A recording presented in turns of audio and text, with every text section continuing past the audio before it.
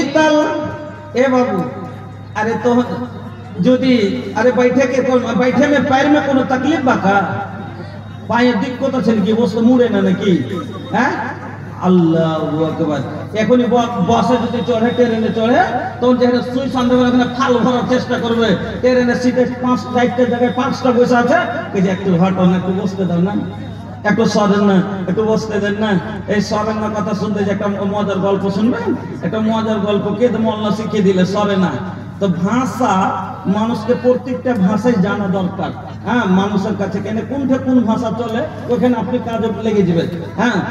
হ্যাঁ ট্রেনে চড়ে গেছেন তো ওখানে কি বলে চাপেন ওখানে কি বলে চাপে আপনাকে ওখানে বলছে চাপেন ভাই মোটরসাইকেলে চাপেন মানে উপরে চড়েন আর আপনি তখন রাইগে পালিয়ে চলেছেন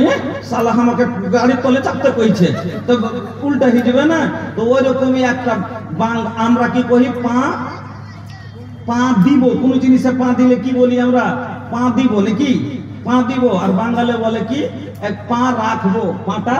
রাখবো তো একটা লোক ট্রেনে চড়েছে যে নিচের সিট গোটায় ভর্তি আছে তো ওপরে ওই ইয়াতে বাংকারে বসবে লেগে তারপর নিচের একজনকে কইছে দাদু একটু সরেন তো পা দিব হ্যাঁ আর ও বাঙালি জানে না যে এটা বাদিয়া ভাষা পা দিব মানে পা রাখবো ওর মধ্যে কইছে পা দেবো হ্যাঁ ও যে রাইগেছে হ্যাঁ কইছে দাদু একটু সরেন না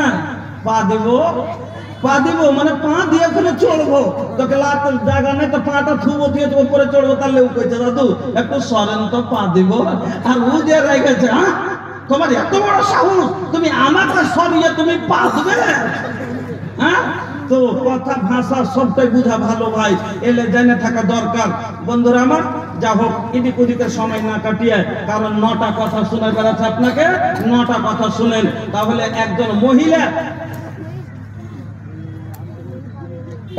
মহিলা যে বলছে যে আমাকে আমার স্বামী ভালোবাসে না মারছে গাল দিচ্ছে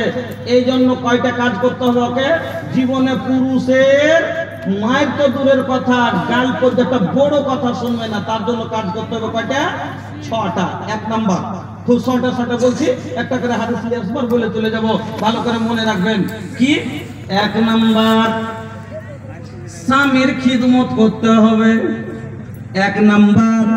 স্বামীর খিদমত করতে হবে হাদিস শুনেন হাসান বিন মুহসিন বলছেন একদিন আমার ফুফু কোন কাজে আল্লাহর নবীর বাড়ি গেলেন এবার কাজ হয়ে গেল কাজের শেষে আমার ফুফু